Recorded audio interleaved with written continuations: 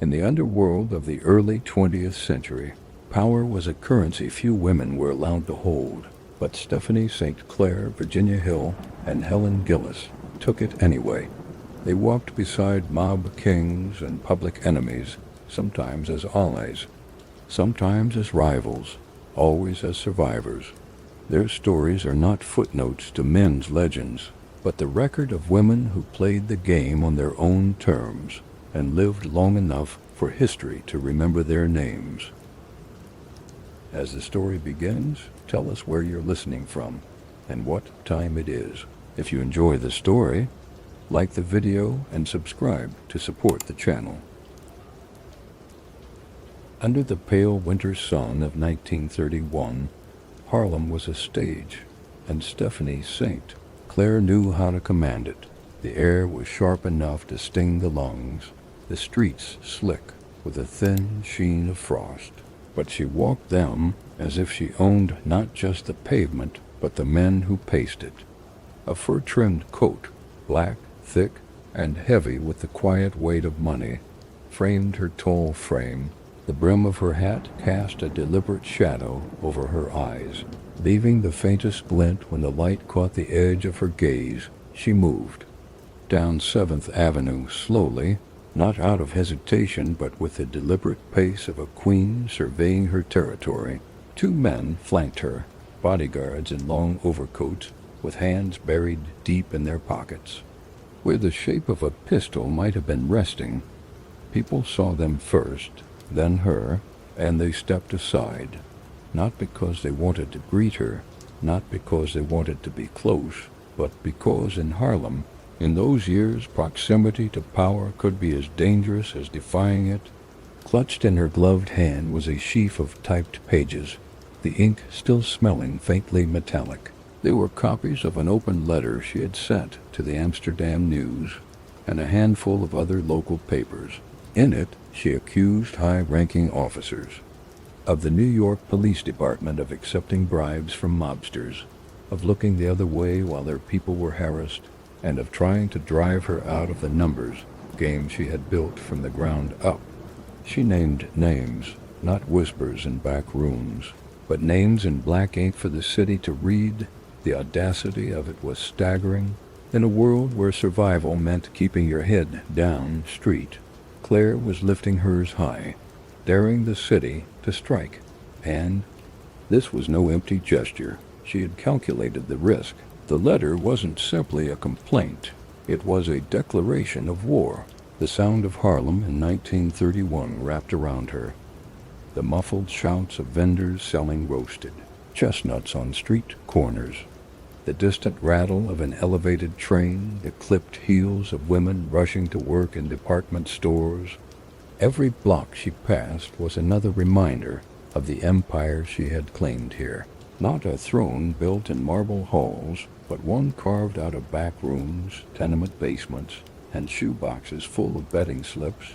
Yet, for all her visible command, there was an undercurrent of tension in her stride. She knew what Dutch Schultz's men were saying about her, that she was a fool to challenge them, that a woman could be pushed aside with a single bullet in the dark. She also knew what the police were whispering, that they could arrest her on a dozen charges if she gave them cause. But Stephanie St. Clair didn't deal in whispers. She dealt in spectacle. Her arrival in Harlem years earlier had been nothing short of calculated reinvention. Born in Martinique in 1897, she had crossed an ocean to Paris, learned to navigate the sharp edges of colonial prejudice, and then sailed again to New York. The Harlem she found was alive with ambition and poverty in equal measure. Men returned from the Great War only to find themselves shut out of the very prosperity they'd been told they fought for. In that gap between promise and reality, an underground economy thrived, and Stephanie saw in it not just survival, but dominion. Now, in the heart of her reign, this walk down 7th Avenue was more than an errand. It was theater. Every passerby was a witness. Every policeman on the corner was a recipient of her challenge. She wanted the city to see that. She was not hiding that she could move openly while others plotted in shadows. A boy of about 12, cap pulled low, darted forward with a stack of Amsterdam news under his arm. "Miss Street, Clair," he called. She stopped, and he held out a paper with her letter, printed right there on the front page. She took it, glanced at the words she had already memorized, and gave him a folded bill. The boy grinned, but when he turned to run, one of her guards stepped between him and the street, scanning for anyone watching too closely. For those who read her words that morning, there would be two kinds of reactions. Some would admire her, a woman, a black immigrant, daring to stand where even seasoned men hesitated. Others would mark her for death. Both reactions were useful to her. The scene shifts in the mind's eye to a smoky back room where Schultz's men are hunched over a table. Reading the same paper, there's laughter, but it's the brittle kind that hides unease. They know she won't fold easily. The tension is no longer an abstract rivalry. It's a countdown. As she approached the corner of 135th Street, a patrolman glanced her way and quickly looked off. He'd read the letter too. He knew his captain's name was in it, and that was the point, to make them look away, to remind them that fear could run in both directions. Stephanie reached the entrance of the Lafayette Theater, where a marquee announced a jazz performance later that night. She paused, not to read, but to let the crowd around her surge and swirl. Every eye that landed on her was part of her strategy. Every whispered remark, every sideways glance, every cautious step back, all of it fed into the image she was crafting. In that moment, Harlem wasn't just her home, it was her court, and the Queen had just issued her warning. In the weeks that would follow, there would be raids, bribes offered and refused, alliances tested, blood would be spilled, sometimes on the sidewalk, sometimes in the shadows where the city pretended not to look. But here, in the frozen air of 1931, Stephanie Saint Clair had made her move. The ink on the page was dry, the challenge was public, and Harlem was holding its breath, the Caribbean sun. And Le Mans was not gentle in the last years of the 19th century. It did not merely shine, it pressed down, flattening the dusty streets, bleaching the wooden shutters of the low houses, and drawing out the salt and sugar scents from the air, until they became part of the very skin of those who lived there. Stephanie Saint Clair was born into that heat in 1897, into a Martinique that was both beautiful and bound in chains invisible to the tourist's eye. French flags still hung from the colonial buildings, their red, white, and blue bright against the pale sky, but the promises of liberty and equality felt as distant as Paris itself. Her earliest memories were not of toys or lessons, but of the measured voices of her mother and grandmother talking over the washing basin. Hands raw from soap and salt water, they spoke in Creole, but their worries had no language barrier. The rent due, the price of rice, the threat of storms. Her father's presence was brief, his absence longer. He was a fisherman, gone for weeks at a time, and when he returned his face was weathered, his eyes carrying the look of a man who had seen more ocean than land. Les Moules was a place where the sea decided your fate. It gave you fish when it was merciful, took your loved ones when it was not, and for those without land or wealth, the French colonial system offered little more than a lifetime of labor, cutting cane, washing linen, or serving the families who lived in the painted houses on the hill. Stephanie understood from an early age that survival was not merely about endurance. It was about finding a way to stand above the tide. By her teenage years, the fragile fabric of her family had frayed beyond repair. Illness swept through the village one year, carrying her mother away and leaving her under the watch of a stern aunt who saw marriage as the only road for a young woman without prospects. The man chosen for her was older, his skin leathered from sun and rum, his voice heavy with expectation. Stephanie felt the walls of that future closing around her like the bars of a cage. She refused. In a place where refusal could mean exile from one's own kin, it was a dangerous choice, but Stephanie's determination was already sharper than her fear. She sold the few possessions she could claim, a pair of coral earrings from her mother, a length of fine cloth saved for a wedding that would never come, and paid for passage on a ship bound for France. The journey was her first real taste of the wider world.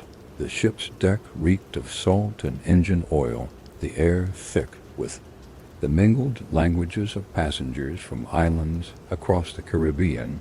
Some were bound for labor contracts, others for military service, and a few, like Stephanie, were chasing a freedom that had no fixed shape. Nights on the ship were restless. She would stand at the railing, staring at the black water, wondering if the decision she had made was escape or exile. Marseille was a shock to the senses. The gray sky, the hard wind off the Mediterranean, the sudden cold that seemed to get under the skin. The city was alive with 1,000 accents. But her French, learned from colonial schools and her mother's careful corrections, marked her as both educated and foreign. Work was scarce, and for a young black woman from the colonies, it was often the lowest rung that was offered, scrubbing floors, laundering clothes, sewing for pennies. She took what she could, but she watched, always watched, how people moved in this new world. France gave her two things she would never forget: the knowledge that the world was much larger than the island she'd left, and the certainty that she would never again allow herself to be trapped in a life chosen for her. It was in Marseille that she heard talk of New York, a city where ships from every corner of the world docked daily, where fortunes could be made or lost in the time it took to place a bet or strike a deal. By 1911, she had saved enough to pay for passage on another ship. This time across the Atlantic, the voyage was colder, the ocean meaner, and the air on arrival stung with the bite of late winter. But the skyline of New York, jagged with smokestacks and the frames of new buildings climbing into the clouds, was unlike anything she had seen before. Harlem in those days was in flux. The Great Migration was still unfolding, and waves of black families from the South were joining Caribbean immigrants in filling the brownstones and tenements. On 135th Street, she heard the sound of ragtime spilling from open windows.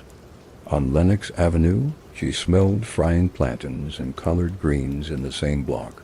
The streets were alive with hustles, runners moving from barbershop to shoeshine stand, women hawking pies, men peddling bootleg liquor in brown paper sacks. Stephanie took a room in a boarding house run by a widow from Barbados who knew the value of discretion. Days were for work, stitching seams in a garment factory, the air heavy with lint, or washing clothes until her hands ached. Nights were for listening. She learned the rhythm of Harlem, the hours when the streets were busiest, the places where deals were made, the faces that carried weight. She saw women who, like her, had come with nothing but ambition, carving out small empires in hair salons, gambling houses, or the back rooms of cafes. It was here, in these first years, that she honed the skills she would later wield as weapons, reading people quickly, recognizing when a smile hid an angle, knowing when to press forward and when to wait. The laundress and seamstress were temporary masks. Beneath them, she was already building the foundation for something far greater. In the narrow streets of early 20th century Harlem, amid the scent of coal smoke and the brass cry of street musicians, Stephanie Saint Clair was no longer the girl from Les Moules.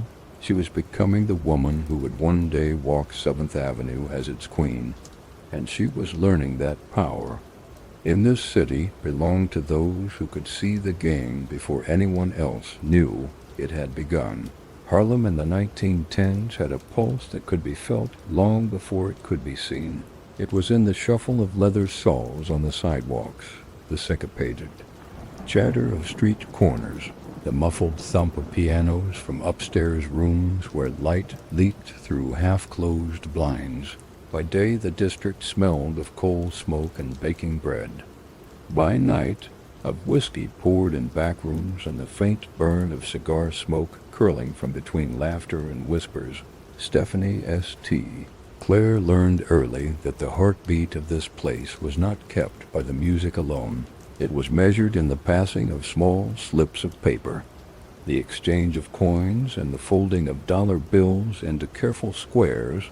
She had first seen the game from the periphery, numbers runners, sharp-eyed, quick-footed men slipping in and out of barber shops, shoeshine stands, and storefront cafes collecting wagers for an illegal lottery that ran not just in Harlem, but in black neighborhoods all across the city.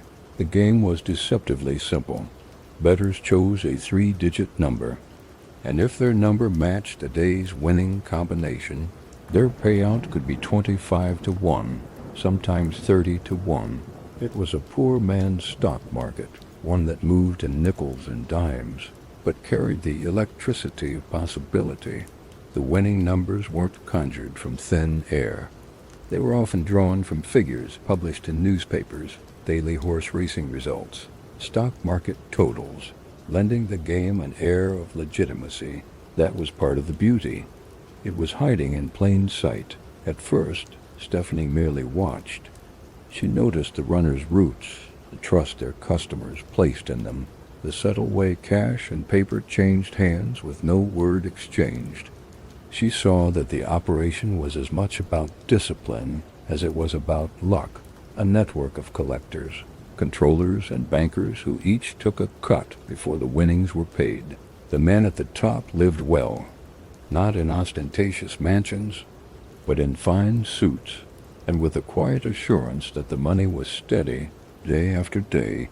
Her introduction to the mechanics came through a man named Frenchy Duval, a Montreal-born operator who liked her quick mind and sharper tongue. Frenchy taught her the numbers not as an abstract business, but as an organism, how a good runner could carry 60 wagers in his head, how a banker might settle the books without a single entry that could stand as evidence in court, how loyalty was the only currency that could outweigh cash. But Stephanie was not content to be a student. She had an instinct for patterns, an ability to spot inefficiencies, and the quiet arrogance of someone who believed she could do it better. By 1917, she had saved enough from her legitimate work, sewing, laundering, and the occasional side hustle to start her own small operation. At first, she took bets herself, working from the corner table of a cafe on 133rd Street. She dressed well even then, knowing that in Harlem, appearance was not vanity but advertisement. A tailored dress, a feathered hat, gloves. She was not merely another woman collecting wagers. She was someone worth trusting your money with. Her first recruits were women she knew from the garment shops, fast with numbers, discreet and invisible to the police who were used to chasing men. She added a few men to the mix as well, mostly veterans returned from the Great War. They were disciplined, unafraid of confrontation, and grateful for steady work. She paid fairly and on time, and in return demanded absolute loyalty. Stephanie kept her books with a precision that put many male operators to shame. She could tally a day's wagers in her head, cross-reference with her runner's slips, and spot a missing dime without hesitation. Those who worked for her quickly learned that she noticed everything, who lingered too long at a corner, who took too many free bets for friends, who might be tempted to share information with a rival. The rivals came soon enough. By the early 1920s, Harlem's numbers racket was no longer the domain of a handful of operators. Ambitious men moved in from other parts of the city, bringing muscle and intimidation. Some tried to buy her out, assuming she would take the money and vanish. Others sent runners to poach her customers. Stephanie responded with a mixture of charm and quiet force, charm to the betters, who found her payouts reliable and her word good. Force to those who crossed her. An incident in 1922 cemented her reputation. One of her runners was beaten by two men working for a rival known as Red Johnson, who had been trying to muscle into her territory. Stephanie didn't send word. Through back channels, she walked into Johnson's cafe in the middle of the day, flanked by two of her men, and placed an envelope on his table. Inside was the exact amount he had taken from her runner's collections, down to the penny, along with a note in her precise handwriting, "Your debt is paid.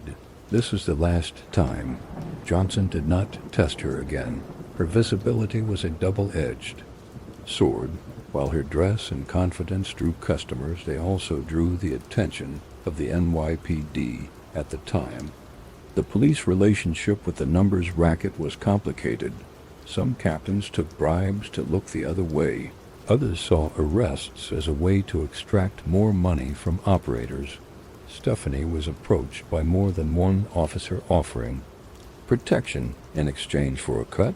She refused each time. Paying off the police, she believed, was like feeding a stray dog. They would only keep coming back for more. That defiance earned her both grudging respect and relentless harassment. Raids on her cafe or on her runners became part of the routine, but she learned to work around them. She kept her records coded and scattered, never in one place long enough to be seized. Her runners memorized their routes and destroyed any slips if they sensed a raid was coming. By the mid-1920s, her small operation had grown into a formidable network. She was no longer simply a participant in the numbers game. She was a player with her own rules. Her name began to circulate among Harlem's working class, not just as a businesswoman, but as someone who stood her ground in a world designed to push people like her aside. She had not yet reached the height of her power that would come in the following decade, but the foundation was set. The woman who had stepped off the ship from Martinique with nothing but determination now controlled a steady stream of cash in a city that measured respect in dollars. And in the quiet moments when she sat alone in her apartment counting the days take Stephanie Saint, Clair understood something crucial. Money was not the end. It was the means. It was the weight behind her words, the shield against those who wished to see her fail, the tool with which she would carve out not just a place in Harlem, but a legacy. The numbers game was more than a hustle. For her, it was the opening move in a much larger battle. The first sign that trouble was coming to Harlem wasn't a gunshot. It was the silence that followed. In the summer of 1930, 7th Avenue's hum seemed to change pitch. Runners moved faster. Conversations in barber shops stopped mid-sentence when a new face walked in. Stephanie Street, Clair could feel it. Like a shift in the air before a storm, word was that Dutch Schultz, the Bronx beer baron turned racketeer, had set his sights on Harlem's numbers racket. And Schultz didn't come quietly. He came like a flood, sudden, overwhelming, and impossible to ignore. Schultz was a different kind of predator.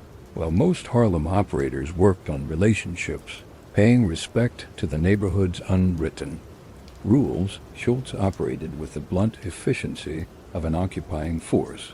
His men rolled into Harlem's bars and cafes with rolls of cash in one hand and pistols in the other, making offers that sounded like choices, but weren't. For Street, Clair, the first blow landed in September, when one of her long-standing pickup stations, a shoeshine stand on 134th Street, was bombed in the dead of night. No one was hurt, but the message was clear. Her territory was being marked, and not with ink. The newspapers framed it as a gang dispute, but inside Harlem, people knew the truth. Schultz was trying to buy, scare, or bury every independent operator in the district.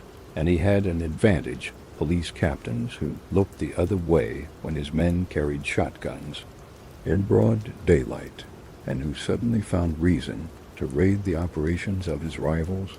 Stephanie Saint? Clair didn't fold. She never had. Her counterattack wasn't just in the streets, it was in print. She took out ads in the Amsterdam News, accusing Schultz by name of violence and intimidation, and naming the police officers who, she claimed, were taking his money to harass her. It was a move so audacious that even her allies warned her it was suicide. "You don't name a man like Schultz in public," one told her. But Stephanie believed something fundamental. "If you let them write the story, you'd already lost," Schultz responded with pressure. Her runners were beaten, her collectors robbed in daylight. A storefront she used as a counting house was set ablaze. Police arrested her on petty gambling charges, dragging her from her apartment in a tailored silk dress, the cameras of the Daily News waiting on the sidewalk. The papers called her Harlem's numbers queen, and she wore the title like armor. The war stretched into years. By 1933, the violence had escalated into something approaching open combat. Gunfire on Lenox Avenue in the middle of the day, bombings at night that shattered windows 3 blocks away. Schultz paid off the right judges to keep his men out of prison. Clair paid off the right families to keep her network loyal. Harlem's gamblers, barbers, porters, waitresses began to see her less as a hustler and more as a defender of their own fragile independence. Through it all, Stephanie cultivated her image. She dressed impeccably, broad-brimmed hats, fox furs, dresses cut to fit perfectly, as if to remind everyone that she would not be reduced to the level of the men who hunted her. In meetings with allies, she was composed, almost regal. But in private, she worked late into the night over her ledgers, calculating how much it would take to outlast Schultz's cash burn, and how many of her people she could protect before the odds turned against her. By 1934, the law had finally turned on Schultz, not for the beatings, the bombings, or the murders, but for something as old as the Treasury Department itself: tax evasion. He faced a federal trial, but even then, his grip on Harlem remained firm. St.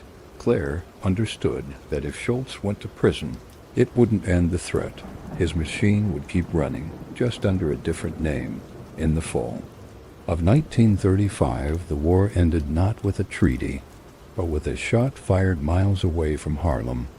Dutch Schultz was gunned down in Newark, riddled with bullets in a restaurant bathroom. Newspapers carried the sensational details: how he lingered for hours in a fevered state, muttering incoherently before finally dying. The official story pointed to the Mafia Commission ordering the hit, tired of Schultz's reckless moves. But in Harlem, the news was received differently.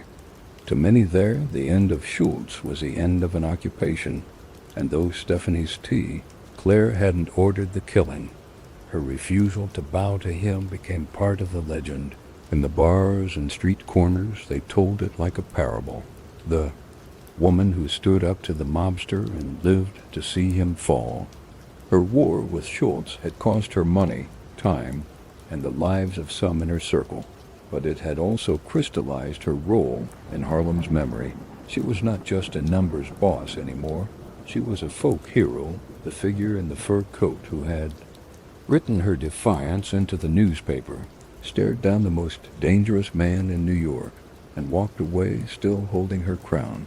Even after the smoke cleared, she kept her network smaller, tighter, less exposed. But the lesson of those years never left her. In a city where power was bought and stolen every day, sometimes the greatest act of defiance was simply to stand and refuse to move. And Harlem remembered. The war years had left Harlem changed. By the early 1940s, the music was still there, horns in the night, pianos spilling out of supper clubs. But the tempo had shifted. The gamblers still moved their slips, but they did so more quietly. The city's attention turned toward The factories and shipyards feeding the Second World War. Stephanie Saint Clair, once the woman who had stared down Dutch Schultz's army, walked the streets less like a monarch holding court and more like a figure stepping into a different kind of battle.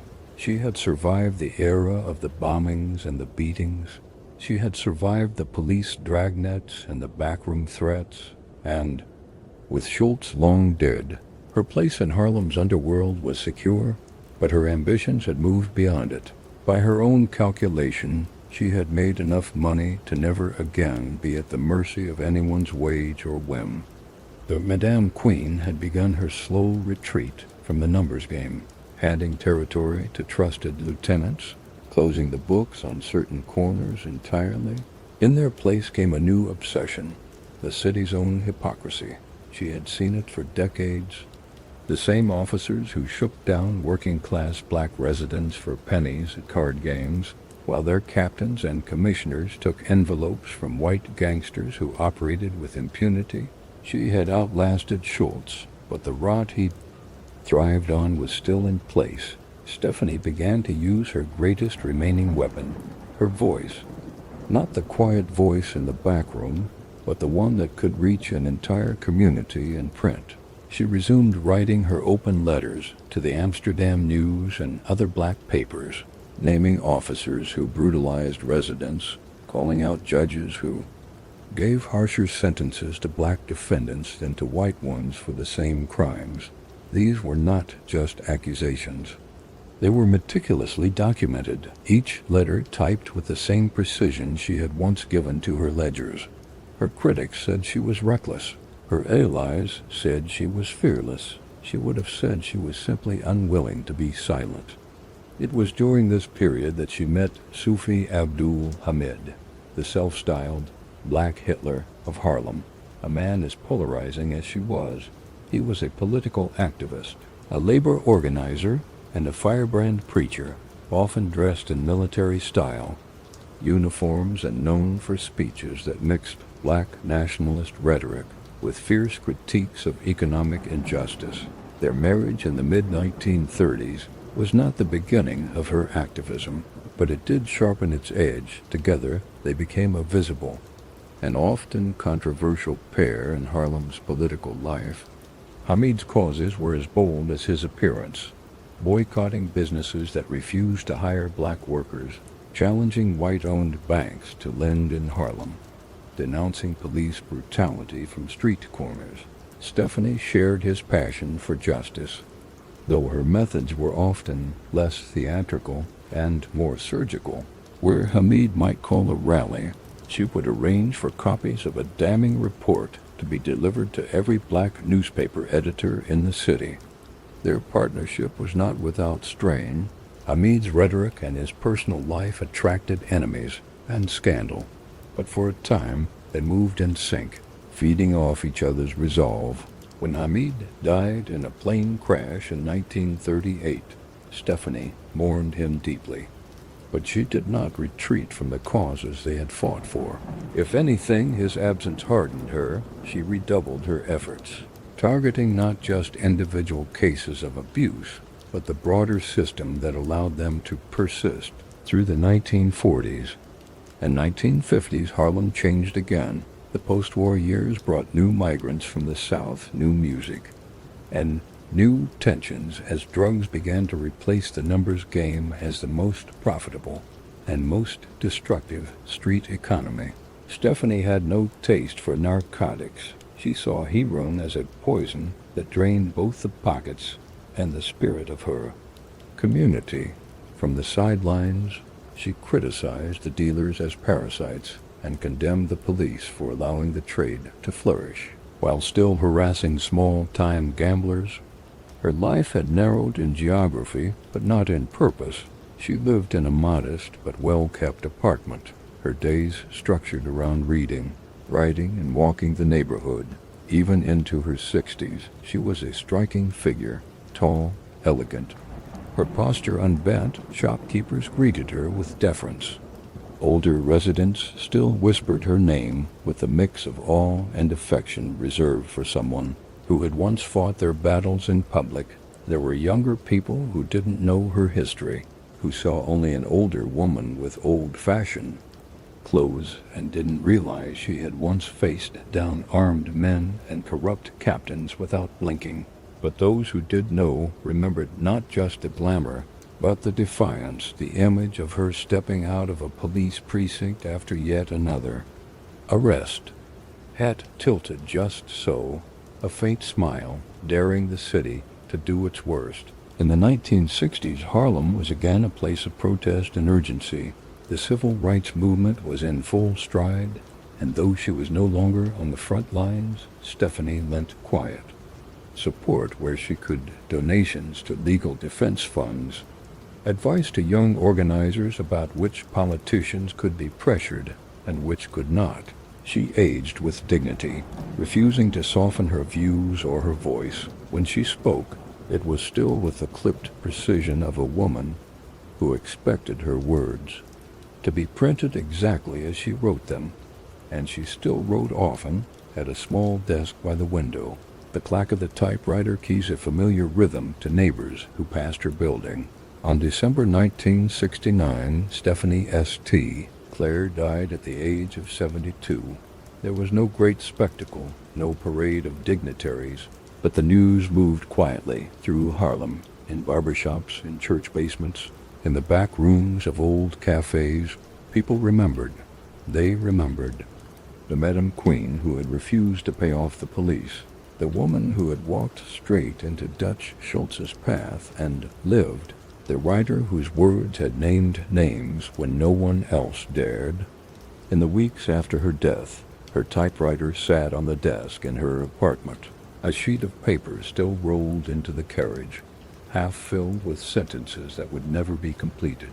The ink was fresh enough that, if you touched it, it might smudge. Outside her window, the city carried on. The same streets, the same struggles, the same rhythm she had known. And though the keys would never strike again, the words she had set down in her lifetime still echoed in print, in memory, and in the stubborn pride of a Harlem that had once called her its queen. The morning light over Havana Harbor was warm, but thin, a pale wash that softened the edges of the city's crumbling facades and made the sea beyond the Malecon glitter like hammered silver. From the windows of the Pan AM terminal, Virginia Hill could see the great white belly of the Clipper, resting in the water, its sleek wings throwing sharp shadows across the rippling surface. She walked toward it with the poise of a woman, boarding yet another first-class flight to somewhere she'd already been. But this trip was different. The passport in her purse was not her own. The name on the manifest belonged to someone who did not exist. And the smile she offered to the Pan AM clerk at the gate was as much armor as charm. Virginia knew the FBI wanted to speak with her, urgently, not just about the money moving through her accounts, but about the night in Beverly Hills in June 1947, when Bugsy Siegel had been shot to pieces in the living room of her rented house. Officially, she'd been in Paris at the time. Unofficially, the whispers had never stopped. The Bureau now claimed her bank records showed millions flowing in and out, with no explanation. Millions from men whose names were spoken quietly, and only by those who had something to gain or nothing to lose. In the terminal, her heels tapped against polished tile in a rhythm she controlled, slow, deliberate, unhurried. No one looking at her that morning would see the tension in her chest or the calculations running behind her eyes. They saw the red hair perfectly set, the tailored skirt suit in pale blue, the pearl earrings catching the light. They saw what she had always made them see, a woman who belonged anywhere she chose to stand. But Virginia had learned long ago that belonging was an illusion. You could buy, rent, or fake, and that it lasted only as long as your luck and your money held out. She had been born far from all this, far from Havana, far from Hollywood, far from the velvet banquets and casino lights of Las Vegas. Her first horizon had been the flat farmland of Marietta, Arkansas, where the days were measured by chores and the nights by the hum of insects. By the time she was a teenager, she understood that the place offered her nothing but the narrow life her mother had endured. She wanted out, and she would find the doors or make them in the years to come. She would walk into rooms where she had no invitation and leave with the name and confidence of the man who ran it. Chicago had been her proving ground, the speakeasies, the backroom poker tables, the quiet understanding that the most powerful men in the city weren't on any municipal payroll. By the time she met the Chicago outfit's emissaries, she had learned that her looks could open the first door, but it was her memory, her discretion, and her nerve that kept her in the room. And then there was Bugsy Siegel. When she first saw him, he was already a legend in motion. Dark eyes, expensive suits, the dangerous blend of charm and volatility that made men follow him and women orbit him. In Virginia, he found someone who could match his appetite for speed, money, and risk. They became a public fixture in Las Vegas. Her presence at the Flamingo Hotel as much a part of its mythology as the pink neon and imported marble. But after Siegel's murder, the mythology turned sour. The Flamingo passed to other hands. Virginia's name began appearing in FBI files. Her bank accounts swelled and emptied in ways that suggested she was moving money for men who would never sign a check in their own names. She became a courier, not just of cash, but of trust between syndicates, a role more dangerous than any contract on paper. Now, in 1951, that danger had caught up to her. Havana had been a way station, a place where cash and information moved freely under the humid Caribbean air. But word had reached her that the Bureau's questions had teeth now, and that subpoenas were being drafted. She had no intention of being served one on Cuban soil, boarding the Clipper. She kept her pace even, her head high. The steward greeted her with a smile. She returned it without breaking stride. Inside, the cabin smelled of leather and perfume, the air faintly chilled. She took her seat by the window, her gloves folded neatly in her lap, and looked out at the water. She thought of how far she had come from that Arkansas farm, and of how the distance between there and here had been paid for in more than miles. It had been paid in late nights in rooms thick with cigar smoke, in conversations that could never be repeated, in loyalty given to men who could disappear you with a phone call. As the engines rumbled to life, Virginia adjusted her hat and closed her eyes briefly. Shutting out Havana's shoreline, the flight ahead would take her away from immediate trouble, but not from the long reach of the questions chasing her. She knew that in America, in courtrooms and committee hearings, in the relentless columns of the press, the real trial was not in what you had done, but in how long you could keep the truth from becoming the story. The Clipper began to taxi, the spray of the harbor catching sunlight like shards of glass. Virginia opened her eyes just as the aircraft lifted from the water, its shadow sliding across the city that had been her refuge for a season. She didn't look back. In her world, you never did. What lay ahead was uncertain. What lay behind was dangerous. But for now, she had altitude, distance, and the illusion, however brief, of control. The land around Marietta, Arkansas, in 1916 was flat and without illusion. Fields stretched outward in every direction, rows of cotton and corn, interrupted only by the thin lines of unpaved roads and the lean silhouettes of wooden churches.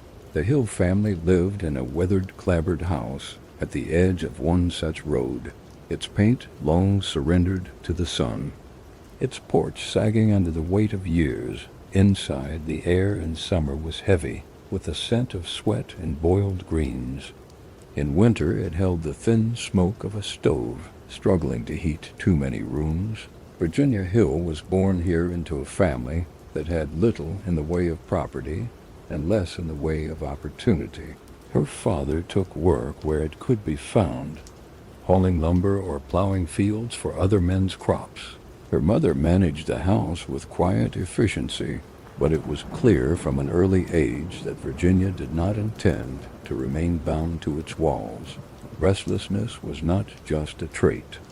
It was the marrow in her bones. She grew into adolescence with the quick perception of someone who noticed everything, the way storekeepers softened their tone for the sheriff's wife, the way traveling salesmen looked at a girl who carried herself with confidence. By her mid-teens, she was working in a local cafe, learning how to pour coffee while listening to the men at the counter talk about faraway cities. Louis, Kansas City, Chicago, places that seemed to hum with possibilities. The war in Europe was ending, and America was already in motion. The Great Migration had begun to alter the makeup of cities to the north. Rail lines carrying thousands away from small towns toward industry, music, and money. Virginia saw no reason she shouldn't be one of them. By her late teens, she was gone. Chicago was her choice, not because it was safe, but because it was alive. The city in the early 1920s was a steel and brick sprawl of ambition and vice. Smoke rose from the stockyards, mingling with the sharper smells of Lake Michigan. Streetcars clanged their way along State Street, past department stores with plate glass windows that displayed goods beyond the reach of most, but not beyond the reach of those who knew how to take. She took work first as a waitress, serving men in suits that didn't fit and others in suits so well cut they could only have been paid for in cash. The Prohibition Act had been in force for 3 years, and Chicago was its own marketplace of defiance. Speakeasies operated behind unmarked doors. Bootleg liquor flowed from Canada through hidden channels, and the police were often as likely to be on the take as they were to make arrests. It was in these unlicensed rooms, carrying trays between tables, that Virginia caught the attention of men whose business was not listed in any directory. They noticed her ability to remember orders without writing them down, the way she could balance a smile with the discretion of never repeating what she heard. One of them, a gambler named Eddie the Lip O'Hara, first used her as a courier for small envelopes, winnings, debts, introductions. She delivered each without error or delay. By 1925, she was moving in circles just adjacent to the Chicago outfit, the criminal empire under Johnny Torrio's influence, and increasingly under Al Capone's control. Her tasks expanded: cash deliveries between gambling houses, quiet messages carried from one backroom to another. It was dangerous work, but she approached it with a composure that unnerved those who underestimated her. In a world where violence was often the language of business, Virginia understood the value of being a silent, efficient link between men who trusted few. She dressed the part: smart coats, cloche hats, shoes polished to a mirror shine, blending in with the city's working women while carrying sums of money that could buy a farm back home. She kept no diary, no ledger, only the routes and instructions locked in memory. The outfit came to trust her for the same reasons it kept most people at arm's length. She did the job, took her payment, and asked no questions. Her charm was not the wide-eyed variety. It was controlled, deliberate. She could make a man believe she admired him without ever giving him more than a calculated fraction of herself. Chicago, in the late 1920s, was a city of contrasts. The glamour of the Lexington Hotel's ballroom against the raw alleys of the Levee District. The jazz spilling from the Plantation Cafe against the sudden crack of gunfire on an icy morning. The street Valentine's Day massacre in 1929 had sent shockwaves through the city, cementing Capone's reputation and deepening the public's fascination with the outfit. Virginia, operating in the quieter currents beneath those headlines, was part of the machinery that kept the empire oiled. The Depression had settled over America by the early 1930s, but the outfit's business barely slowed. If anything, the scarcity of legitimate work made their operations more essential to those willing to risk the law for a payday. Virginia's role as a courier became even more critical as federal agents began scrutinizing bank deposits and telephone records. She was the human safeguard against interception, carrying words and cash between men who would not risk putting either on paper. It was during these years that she mastered the art of reading a room before she crossed it, noting who sat with, their backs to the wall, who avoided her eyes, who smiled too quickly. In Chicago's underworld, survival was not a matter of strength alone. It was the ability to anticipate betrayal before it arrived. By 1933, Prohibition was ending, but Virginia's place in the outfit's world was secure. She had risen from a farm girl in Marietta to a trusted figure in one of the most feared criminal organizations in the country. The speakeasies would close or go legitimate. The bootlegging routes would fade. But the networks she had helped maintain of trust, money, and silence would outlast the law that had first brought them into being. And for Virginia Hill, this was only the beginning. The city had taught her that proximity to power was never accidental. It was built, cultivated, and held through precision. The girl who had once poured coffee in an Arkansas cafe now walked streets where a misstep could be fatal, and she did so without breaking stride. The night Benjamin Siegel walked into the room, the air shifted. It was Los Angeles, 1940, and the back table at the Clover Club glowed under a single brass pendant light. He moved like a man certain the room would bend to make space for him. The cut of his suit was immaculate midnight blue, Italian wool, and the scent of cologne followed him just long enough to be noticed before it vanished under the smoke. Of Lucky Strikes and the perfume of women leaning in to see if he would notice them, Virginia Hill noticed him before he noticed her. She was already a known quantity in the upper rooms of the West Coast, Chicago-trained, outfit-approved, courier trusted to carry cash and messages between men who barely trusted each other. She knew Siegel by reputation, a New York-born enforcer whose rise through the rackets had been marked by both brilliance and blood. The first time their eyes met, she recognized something in him, the appetite for more than survival, the conviction that rules were written for other people. Their affair ignited quickly. Siegel was married, but in their world, marriage was not a barrier, merely an arrangement. They traveled in a blaze of silk, champagne, and fast cars. There were nights in Hollywood where they moved from the Mocambo to Ciro's in a haze of flashbulbs, and mornings when they flew to Havana just for the afternoon tables at the Hotel Nacional. By 1945, Siegel's attention had turned eastward, to a dry patch of Nevada desert called Las Vegas. The war had ended, and America was restless, flush with money, hungry for entertainment. Siegel envisioned a casino that would eclipse anything in Reno or Los Angeles, a palace for gamblers and Hollywood royalty alike. He called it the Flamingo. The financing was pure underworld. Millions in mob money funneled through a patchwork of investors skimmed from gambling halls and wire services. Virginia's role was both logistical and symbolic. She was the one who could walk into a bank in Zurich or a hotel suite in Havana, carrying the outfit's cash, without attracting the kind of attention that followed a man like Siegel. The rumors multiplied that she was moving money not just for the Flamingo, but for other, more discreet ventures in Europe. Even that she passed information between certain men in organized crime and contacts with diplomatic passports. None of it was written down, and all of it was plausible. Her spending was as notorious as her efficiency. In Paris, she bought Dior dresses by the dozen. In Rome, she paid cash for a sapphire necklace.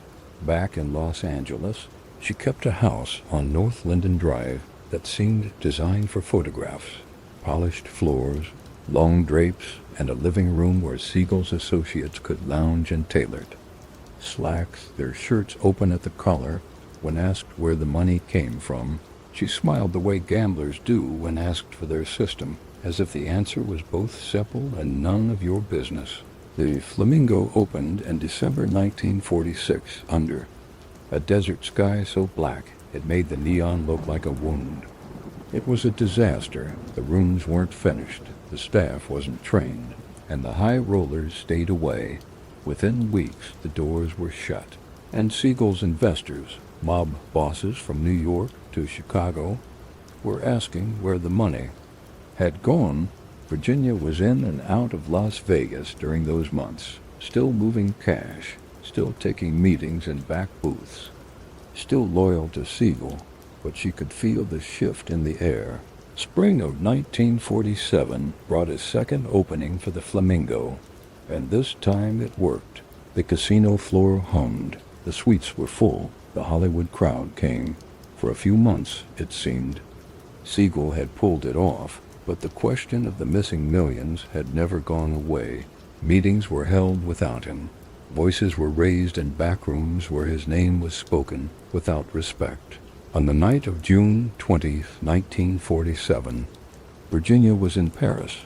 At least that was her official position. In Beverly Hills, Siegel sat on the sofa of her rented house, reading a copy of the Los Angeles Times. A fusillade of rifle shots shattered the window, striking him multiple times. He died instantly, the newspaper folding against his chest as the glass settled around him. The next morning, headlines carried the story coast to coast. Gangster Benjamin Siegel slain in Beverly Hills. The Los Angeles Examiner ran the photographs, one showing his lifeless body slumped on the couch, another of the bullet-pocked wall behind him. Virginia's name surfaced almost immediately, though there was no evidence she had been involved. The FBI took a renewed interest in her finances, tracing deposits and withdrawals across continents. Friends noted she seemed more careful after Siegel's death, still stylish, still traveling, but the edges sharpened. She had seen up close what happened when the balance between loyalty and liability tipped in the wrong direction. The Flamingo survived, of course, under new management. It became the cornerstone of the Las Vegas Strip, a monument to the vision Siegel had sold and the fortune that had been poured into it. For those who remembered, Virginia Hill's shadow lingered in its origin story. The woman who carried the money, who moved between borders and bank vaults, with the assurance of someone who knew exactly how dangerous her cargo was. Years later, when asked about Siegel, she gave answers that revealed nothing and suggested everything. "He was good to me," she once said, "and I was good to him." No one who understood their world expected more. The last image of her in connection to that chapter is not in Las Vegas, but on a transatlantic flight, a Dior coat folded over her arm, her face turned toward the window. Somewhere below, the desert glowed faintly under the moon, and the Flamingo's neon pulsed like a heartbeat, steady, indifferent, and impossible to ignore. The flashbulbs began before she even stepped out of the black government sedan. It was a cold morning in March 1951, and the marble steps of the federal courthouse in New York gleamed under a pale sky. Inside, the Kefauver Committee, a traveling Senate investigation into organized crime, was preparing to call Virginia Hill to the stand. She had been summoned not as an anonymous witness, but as a figure whose name had already become tabloid currency, the so-called Queen of the Mob, companion to the late Benjamin Bugsy Siegel, and suspected courier for syndicate fortunes. She emerged in a dark tailored suit with a mink collar, her hair perfectly set in the soft waves that photographers knew how to frame. Her heels clicked in deliberate rhythm against the stone, a sound swallowed quickly by the shouts of reporters. She did not pause for them. Inside, the wood-paneled hearing room smelled faintly of paper. ink and the residue of too many cigarettes crushed out between rounds of testimony. The senators sat behind a long table raised slightly above the witness chair, their nameplates glinting in the light. At the center was Senator Estes Kefauver of Tennessee, tall, narrow-faced, his trademark coonskin cap resting elsewhere, but his prosecutorial focus intact. When Hill took her seat, the air shifted. She did not fidget, did not glance around. She met their eyes one by one, as if assessing her own jury. The first questions were procedural. Her name, her residence, her occupation. Her answers were clipped, delivered in the low, measured voice of someone accustomed to being listened to. But it was when the questioning turned to her finances that the temperature in the room rose. The committee laid out bank records, showing hundreds of thousands of dollars, deposits and withdrawals moving through her accounts in the years before and after Siegel's death. The sources were unnamed. The destinations were all from cash. Kefauver asked directly, "Miss Hill, are you telling us you have no knowledge of the origins of these funds?" Her reply came with a faint smile. "I have many friends, Senator. Some of them are generous. Is there a law against generosity?" There was laughter in the room, brief, uneasy. The stenographer's keys clattered to keep up. Hill leaned back slightly, crossing her legs, as if the burden of proof was theirs alone. For hours they pressed. Her names of known mob associates were read aloud. Photographs of her with Siegel at the Flamingo's opening were entered into the record.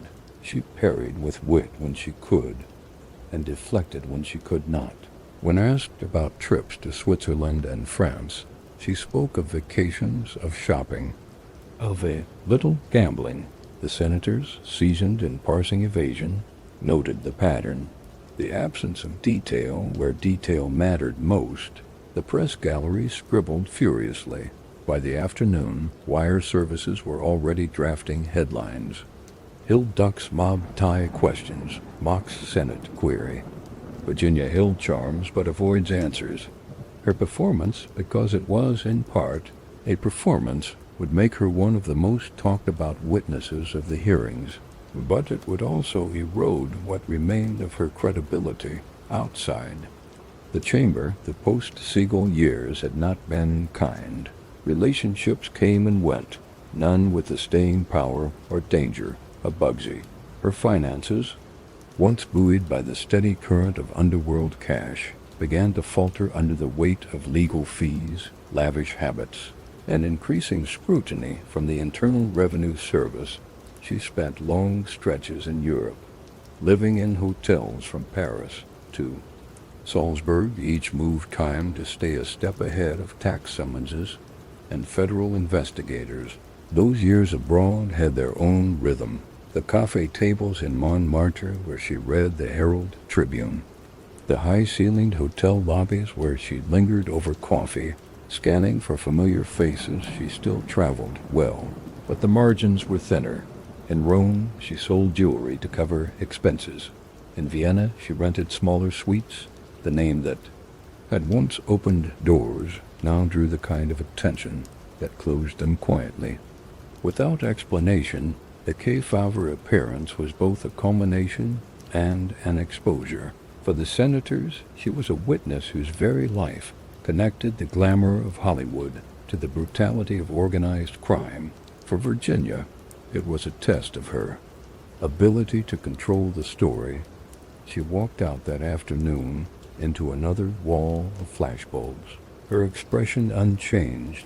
The questions from the crowd met with the same unbroken poise she had carried in. But the photographs told their own story. In the tight frames published the next morning, her eyes were sharp, yes, but there was also something else. The set of her jaw suggested a woman who understood that charm could delay the inevitable, but not prevent it. Years later, looking back on the hearings, some would say she had won the room by refusing to be rattled.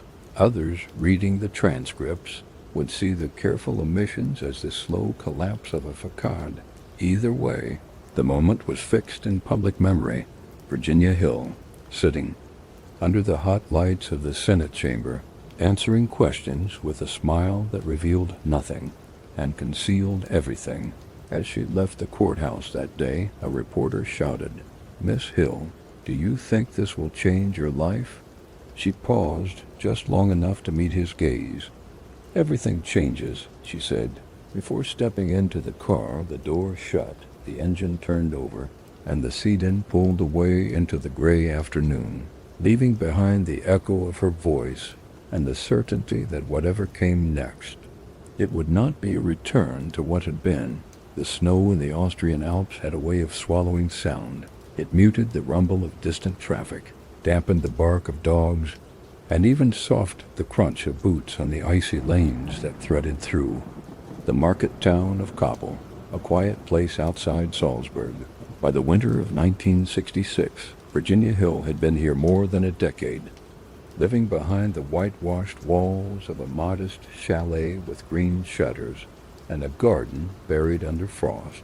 To the neighbors, she was Frau Siegel, the surname borrowed from a man whose death had once made front-page news in America. It was a life stripped of the glitter and noise she had once commanded. The woman who had moved millions for the Chicago outfit and walked into Havana. Hotels with suitcases of cash now took morning coffee at a small wooden table. Reading German newspapers she only half understood, she walked to the butcher, nodded to the baker, and was known to the local children as the elegant foreign lady with the red hair, though it had faded and was often hidden beneath a wool scarf. But the stillness was a veneer. The Austrian authorities knew her past. The Americans had not forgotten her. Intermittent visits from foreign journalists still punctured her isolation. Now and then, a man from Vienna or Zurich would appear, sometimes well-dressed, sometimes inconspicuous, asking for an old acquaintance, staying only long enough to remind her that the world she had fled still had keys to her door. After the Kefauver hearings in 1951, her exile to Europe had been as much necessity as choice. Tax troubles in the United States made return perilous. Austria offered her a place to vanish into routine, but the financial pressures that had dogged her since Bugsy Siegel's death never entirely eased. She lived well enough to keep her pride intact. Tailored coats, trips to Vienna for the opera, but her accounts were thinner, and the lavish excess of Paris and Rome was behind her. By the mid-1960s, the old network was fraying. Many of the men she had known were dead, imprisoned, or retreating into the anonymity she herself had sought. Those who remained were more cautious, less inclined to maintain contact with a woman whose notoriety once served them, but now could only endanger them. In this narrowing circle, the walls of Kappel grew taller. On March 24th, 1966, the snow had fallen overnight, layering the rooftops and fields in white so bright it seemed to reflect the sky. That morning, a young couple walking along a road outside town saw something in the drift beside a ditch, a coat sleeve dark against the snow. When the gendarmerie arrived, they found Virginia Hill lying on her side. Partially covered by the fresh fall, the body was rigid with cold. The official report was spare. Female, 49 years old, apparent overdose of barbiturates, exposure to cold. The Austrian press carried the story the next day, the Salzburger Nachrichten. Headline reading simply, Amerikanerin tot in Kappel, Selbstmord vermutet. American woman dead in Kappel, suicide suspected. In the United States, the Associated Press framed it differently. Virginia Hill, one-time mob figure, found dead in Austria. There were questions. Her friends, few as they were by then, noted that she had shown no signs of deep despair. Others whispered that she had been anxious in recent weeks. After receiving letters from America that she did not share, some suggested a final settling.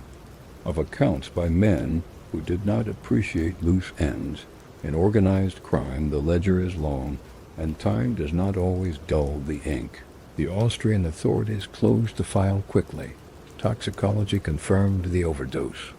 There was no sign of struggle, but the ambiguity endured. For those who had known her in the days of the Flamingo's opening or the corridors of Havana's Hotel Nacional, the idea that Virginia Hill had simply chosen the snowbank over another morning coffee felt incomplete, a story with its last page torn out. In the years since, the photographs from Koppel have been studied and retold. The narrow road, the field pressed flat where the gendarmes stood, the footprints melting into slush. None show her face, only the place where the arc of her life, from an Arkansas farm to the highest echelons of the American underworld, came to its frozen end. Virginia Hill's grave lies in Salzburg's Municipal Cemetery, a modest headstone marked only with her name and dates. No mention of Siegel, no mention of the outfit. The woman who once held the trust of the most dangerous men in America is now a quiet marker among many. The Alps rising behind like silent witnesses, and yet, for those who remember the grainy newsreels of her testifying before the Senate, the photographs of her on Bugsy Siegel's arm, the whispered tales of cash routes through Europe, the ending. In Austria is less an answer than a question. Was it despair that drove her into the snow? Or was it the long reach of a past that could not be outlived? In the end, only the landscape remains unchanged, the road, the field, the winter air. Sharp enough to catch in the lungs, the same snow that once buried her still falls there each year, erasing tracks, covering everything in silence, and leaving behind nothing but the knowledge that somewhere beneath it lies the last chapter of one of organized crime's most enigmatic figures. The cabin was cold, the air inside heavy with the smell of damp pine and gun oil. Outside, the snow muted. Wisconsin woods seemed still, but Helen Gillis knew that stillness was a lie. She had learned in the past year that silence often meant danger was already moving in your direction. The frost-laced window in front of her reflected a pale ghost of her own face, tired, resolute, and holding the revolver Lester had insisted she keep close. It was April 1934, days after the chaos at the Little Bohemia Lodge, where the FBI's raid on John Dillinger and his crew had left a trail of shattered glass, bullet holes, and headlines. Lester Joseph Gillis, baby face, Nelson to the bureau, and every lawman in the Midwest had escaped into the forest with her. And for now, the two of them were hidden in this weather-beaten cabin near the Wisconsin River. Helen kept, her eyes on the tree line, searching for movement, the faintest flicker of a shadow. She knew the bureau would not make the same mistakes twice. The men who hunted her husband had been embarrassed at Little Bohemia.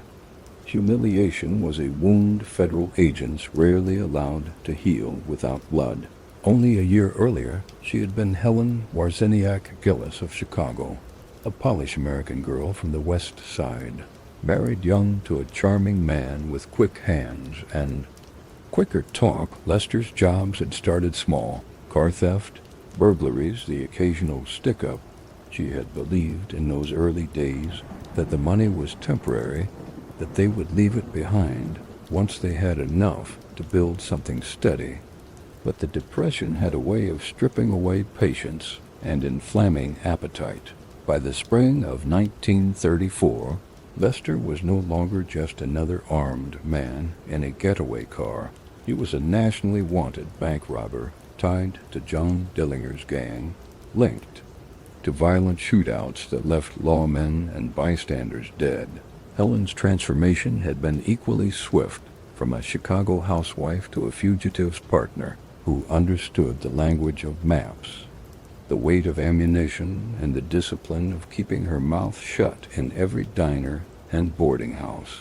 In the cabin's dim light, she adjusted the curtain with the back of her hand, keeping the revolver's barrel angled toward the floor. Lester sat at the rough-hewn table behind her, cleaning a Thompson submachine gun with the meticulousness of a man who trusted no one else with the work.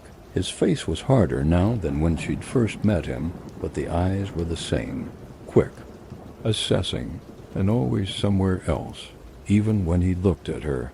The newspapers in nearby towns were filled with the FBI's account of Little Bohemia.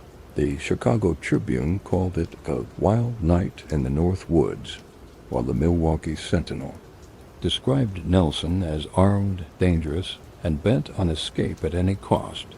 They rarely mentioned Helen except as the gunman's wife, but she was here, living each minute of this narrowing future. They had enough canned goods to last a week, a woodpile dwindling faster than it should, and no certainty about.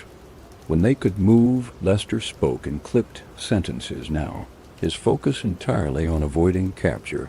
Helen's role was clear.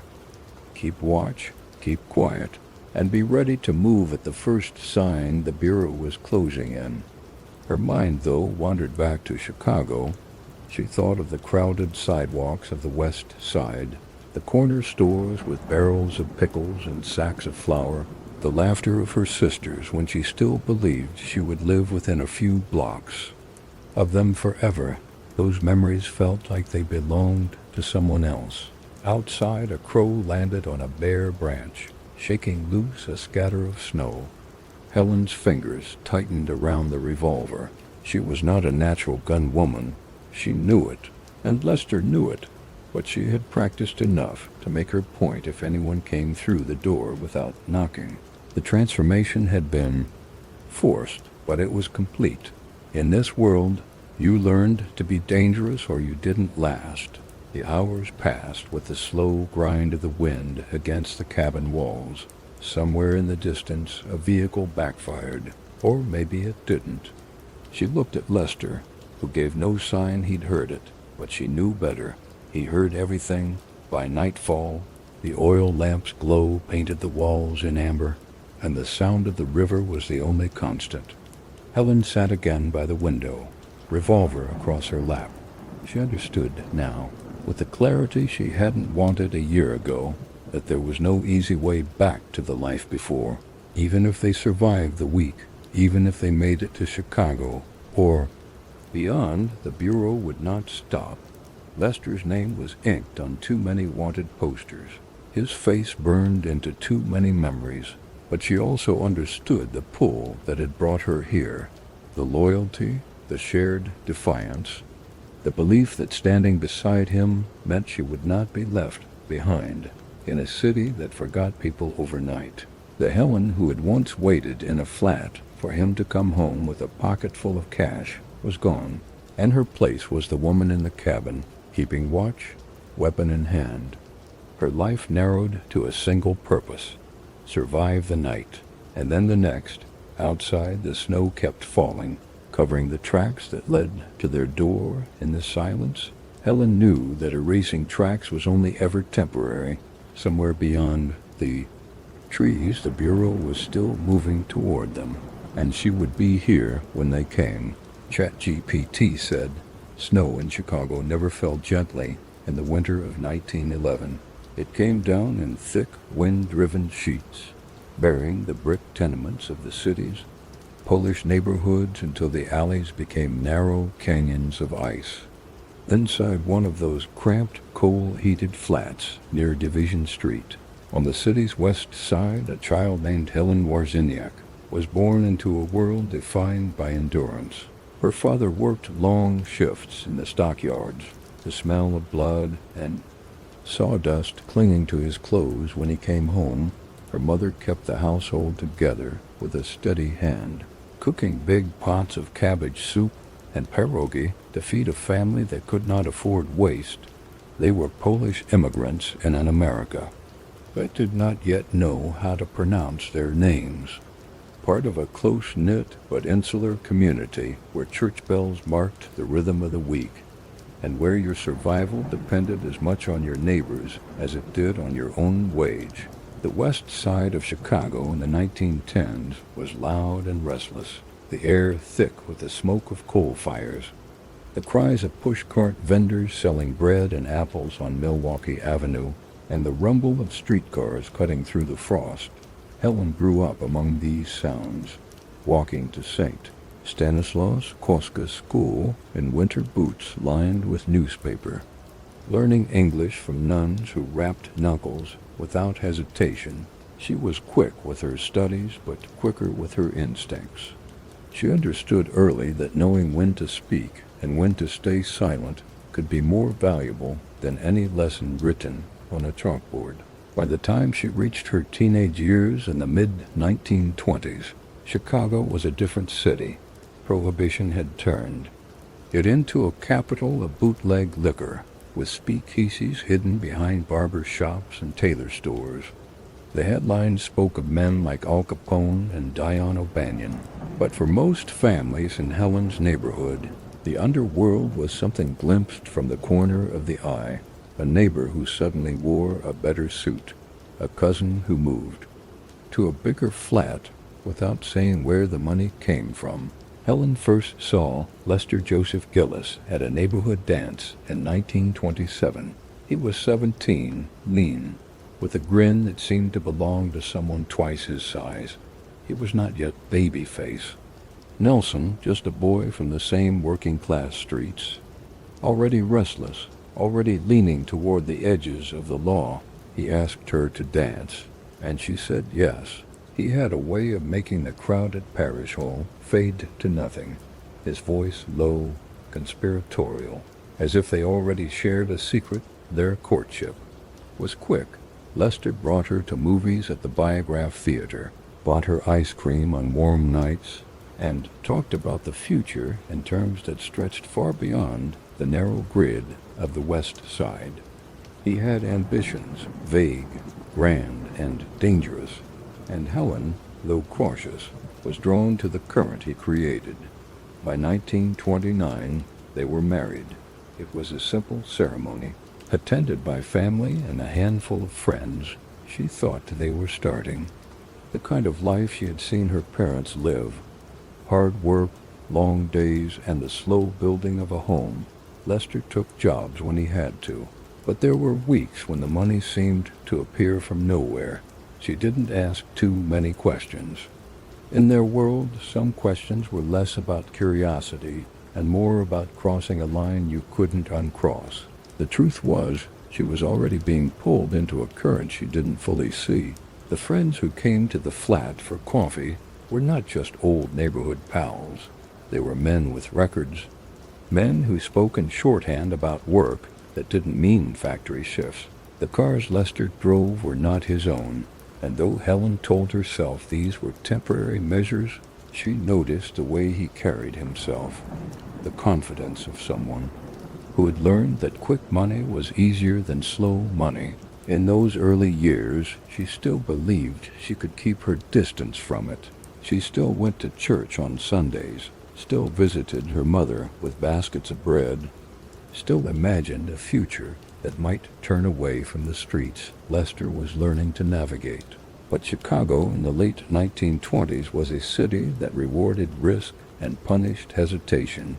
The line between ordinary life and the criminal world was thin, sometimes no more than the width of a closed door. Helen didn't yet know that she would one day cross it without looking back. For now, she was a young wife in a city that was changing faster than anyone could keep up with, married to a man whose ambitions were already larger than the life they shared. The snow still fell hard in winter. The coal fires still burned, and the city's heart beat, the one you felt in the soles of your feet when the elevated train passed overhead, still carried her home each night.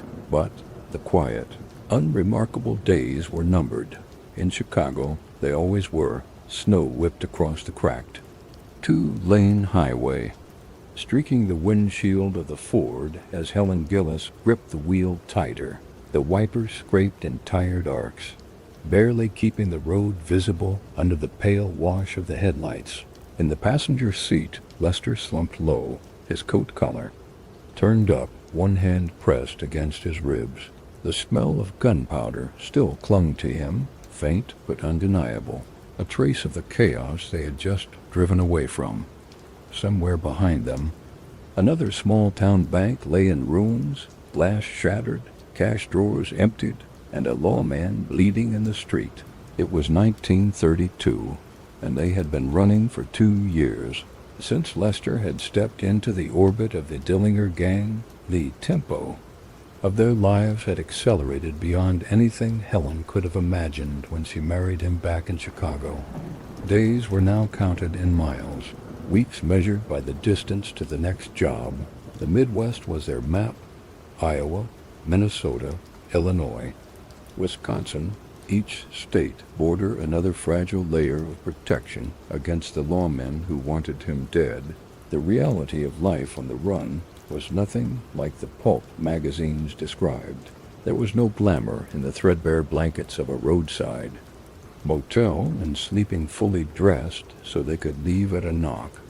In the muffled sound of police radios through the thin walls of the next room, Helen learned to keep the suitcase packed with the precision of a nurse's kit: spare ammunition, a change of clothes, bandages, and bottles of iodine for the inevitable. Wounds Lester brought back from each job when Lester was hurt, and it happened often. Helen became his caretaker, crouched over him in the dim light of some rented room, cleaning bullet grazes or binding bruised ribs. She never flinched. At the blood, she couldn't afford to. Each time she told herself she would convince him to slow down, to step back from the brink. But each time, he was gone again before the wound had fully healed. Driving became her skill, her responsibility, and her escape. Lester trusted her behind the wheel more than anyone else. She could glide a stolen Plymouth through back roads in the dark without missing a turn, could spot a police blockade from a quarter-mile away, and veer off before the trap closed. The stolen cars were never theirs for long. They were ditched in barns, alleys, or riverbanks as soon as the plates became too familiar. The newspapers turned Lester into a headline villain. The Chicago Tribune called him public enemy. No, one in waiting. The Milwaukee Sentinel described him as a killer with a baby's face and a gunman's heart. Helen's name surfaced occasionally, but usually as his girl, the shadow behind the man.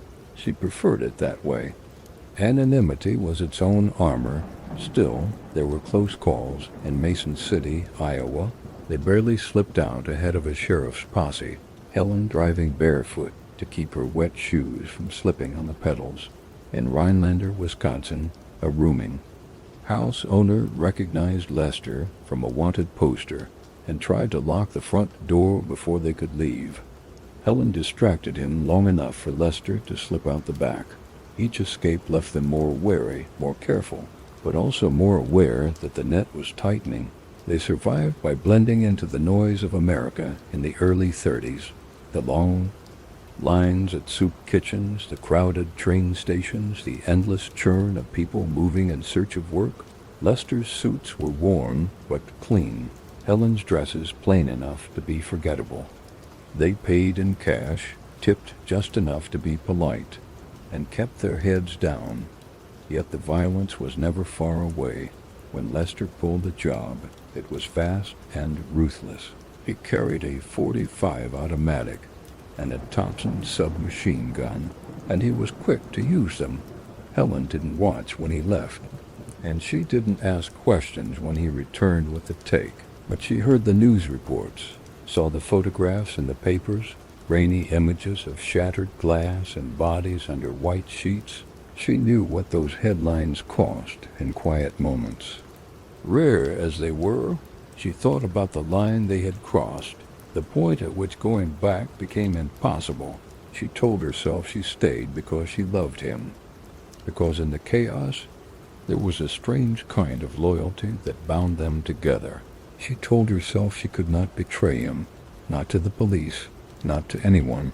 By late 1933, they were both exhausted. The miles, the motels, the constant hum of danger had worn them. Then they talked briefly about disappearing entirely. Heading west, maybe to California, where they could vanish into the sprawl.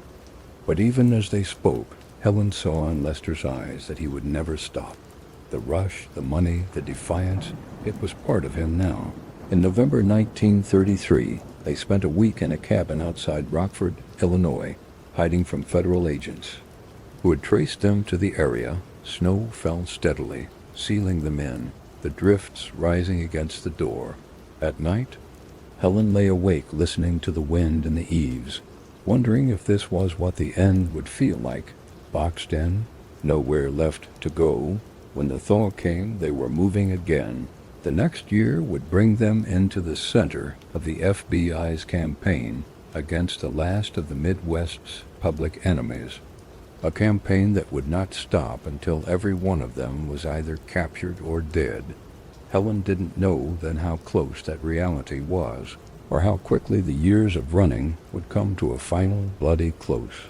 For now, she kept her hands steady. On the wheel, eyes scanning the road ahead, the suitcase packed and ready in the back. In the life they had chosen, or perhaps in the life that had chosen them, movement was survival. Stopping meant the hunt had caught up, and Helen Gillis was not ready to stop. The wind was sharp that morning, cutting through the trees along Northwest Highway, as if the cold itself was hunting someone. Frost clung to the ditches, and the breath of passing traffic hung in the air like the smoke of a just-fired gun.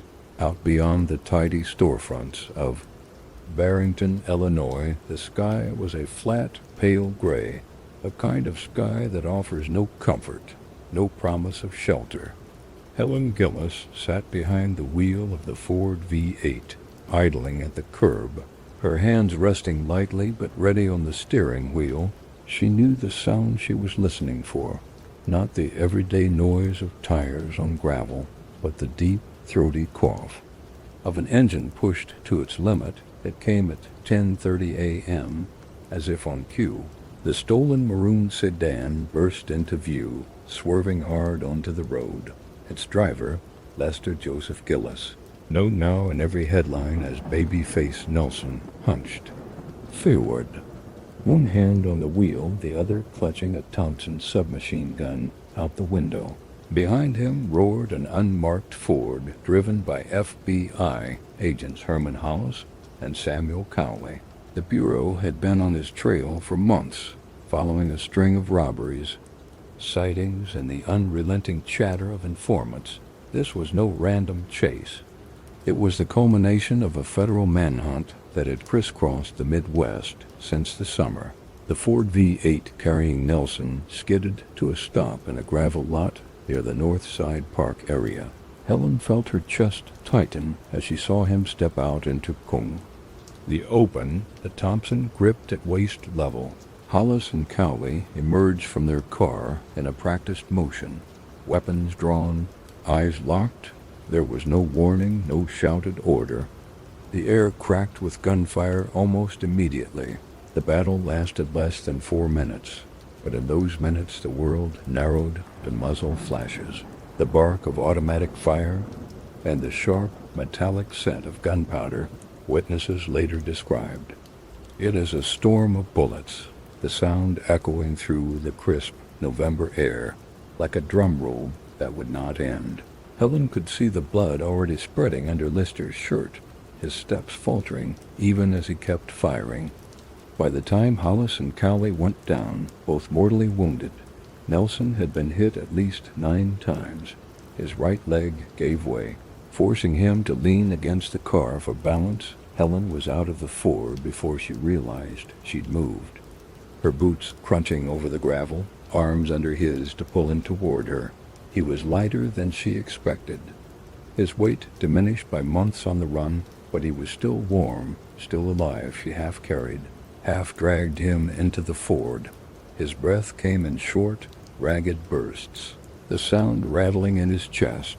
Drive, he rasped, that single word, edged with both command and desperation, sent her back behind the wheel. She swung the car onto the road, pushing the V8 to its limits, weaving through the back roads of Cook and Kane counties. Every mile felt like stolen time. Nelson slumped against the seat, one arm draped across his lap, blood pooling under his coat.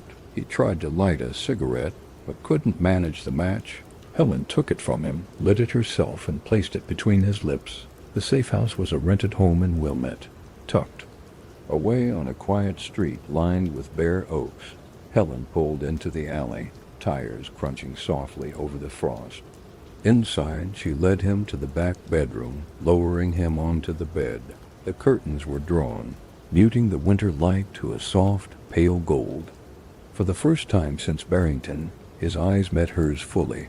There was no bravado now, no trace of the smirk that had given him his press name, only the heavy awareness of what was coming. "It's bad," he murmured. She didn't answer. She couldn't.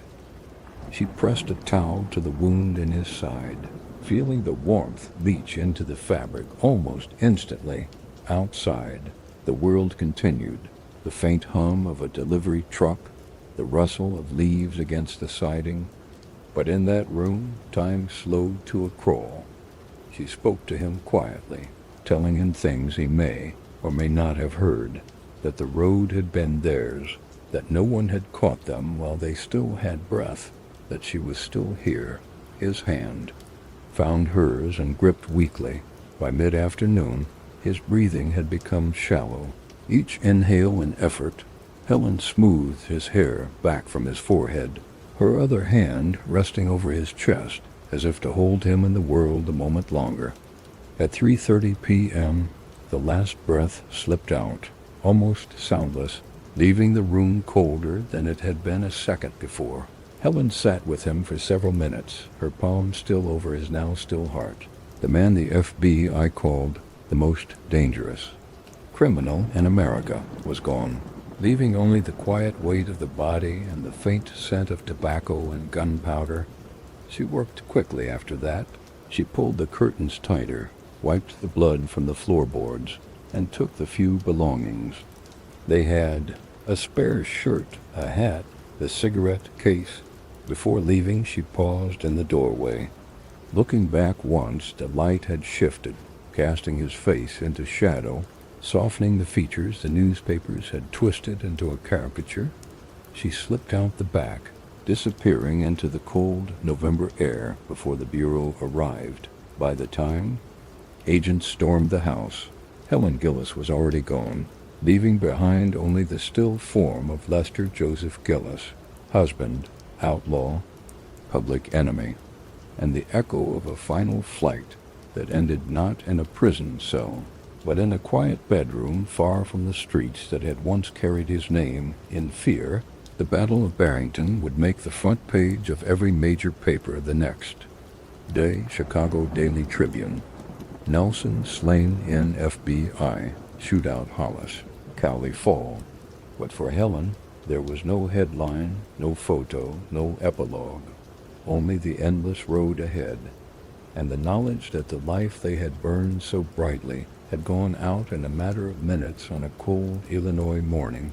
Snow fell in thick, windless sheets the night they came for her. It was March 1935, and the world outside the small, rented apartment in Chicago's West Side moved in muted silence, the hush of winter swallowing the noise of the city. Helen Gillis, widow of Lester Joseph Babyface Nelson, was at the kitchen table peeling potatoes under a single bare bulb. The radio low, the knock was polite, almost hesitant. She opened the door to find a man in a heavy overcoat and fedora, flanked by two others in plain clothes. They showed no badges, but the weight of their presence told her everything. These were federal men. "Mrs. Gillis," one said, his voice even rehearsed, "you'll come with us?" She didn't ask why. She knew the Bureau had been combing the Midwest for her since Barrington, and the amnesty she might have hoped for never came. The 1934 Federal Bank Robbery Act had given the government the reach it needed. Harboring a fugitive was enough to land her in prison. The newspapers framed her arrest as the final stitch in a violent chapter. Chicago Daily Tribune. Widow of Nelson taken by federal agents. Last link in outlaw chain. The articles described her as stoic, unyielding, without remorse. None of them saw her in the back of the Bureau's sedan, hands folded in her lap, eyes fixed on the frost-laced glass, watching the city drift by in silence. At trial, the prosecution needed no theatrics. The photographs from Barrington, the testimony of witnesses, and the relentless federal narrative painted her as complicit in Nelson's bloody war against the Bureau. She was sentenced to a year in the Women's Federal Reformatory in Milan, Michigan. The prison was a far cry from the gray fortress of Joliet or the sprawling yards of Leavenworth. Milan's women's unit was small, self-contained, rows of narrow cells, the air thick with the smell of boiled cabbage and disinfectant. Helen kept to herself. She did her laundry shifts without complaint, read the old paperbacks left in the common room, and spoke little. The other inmates knew who she was. Some treated her with a wary kind of respect, as though proximity to a public enemy's widow might be contagious. Others kept their distance, their glances sharp and measuring. Helen ignored them all. It was in prison that the reality settled over her fully. The velocity of the past 2 years, the robberies, the motels under false names, the road that had ended in that 4-minute firefight at Barrington. The days in Milan passed slowly, the hours marked by the clatter of meal trays and the faint hum of the heating pipes. By the time she walked out in March 1936, the headlines had moved on. Dillinger was long dead. Bonnie and Clyde reduced to faded photographs in police archives, and Nelson, though still notorious, was now a name in a closed case file. Helen's release warranted only a brief column on page 6. Mrs. Gillis freed after term, intends quiet life. Quiet became her armor. She returned to Chicago, but not to the neighborhoods that remembered her. She took work where she could find it: laundry, clerical, a stint at a downtown department store, paying cash for rent, keeping her name off the lease when possible. She never granted interviews, never spoke of Barrington, and never married again. The decades blurred. Chicago rebuilt itself after the war. The Loop rose higher with glass and steel, the gangland Chicago of her youth. The bootleg wars, the Thompson gun funerals became the stuff of crime magazines and anniversary features. Helen moved through it all like a shadow untouched by the nostalgia that gripped the public imagination. Occasionally, she was recognized. A wary glance from a man in his 60s who remembered the papers. A whispered question in a grocery line, but nothing stuck. The FBI had no further interest in her. Her file was closed. By the 1970s, she was living alone in a modest brick house on a quiet street in suburban Illinois. Neighbors knew her as Mrs. Gillis, the older woman who tended her garden in the early mornings and kept to herself children. Walked past her without knowing the history in her name. She kept few possessions, but in a box at the back of her bedroom closet were remnants of another life. A photograph of Lester in a suit, smiling faintly, a cigarette case dented from years of use, and a folded clipping from the Chicago Daily Tribune. The headline faded but still legible: Nelson slain in FBI shootout Hollis, Cowley Fall. Helen never displayed them. They were not for visitors, not for conversation. They were anchors to a past she carried privately, their weight known only to her. As the years advanced, the world that had once hunted her receded entirely. The men who had pursued Nelson were dead or retired. The safe houses were gone, the roads widened, the farms replaced with subdivisions. Time had erased the geography of her flight. She died in 1987 at the age of 75 in a small hospital room with no reporters at the door. Number Bureau agents taking notes. The obituary was brief. Tucked into the local section: Helen W. Gillis, widow of Lester Babyface Nelson. No mention of Barrington, no retelling of the chase, just the bare facts: birth, death, and the years between. For 52 years she had lived, with the memory of a life that burned too hot to last. In those final decades, she chose obscurity over the legend, silence over spectacle, and yet in the archives of the FBI, in the brittle pages of 1930s newspapers, her name remains tethered to that cold Illinois morning when the life she knew ended in gunfire.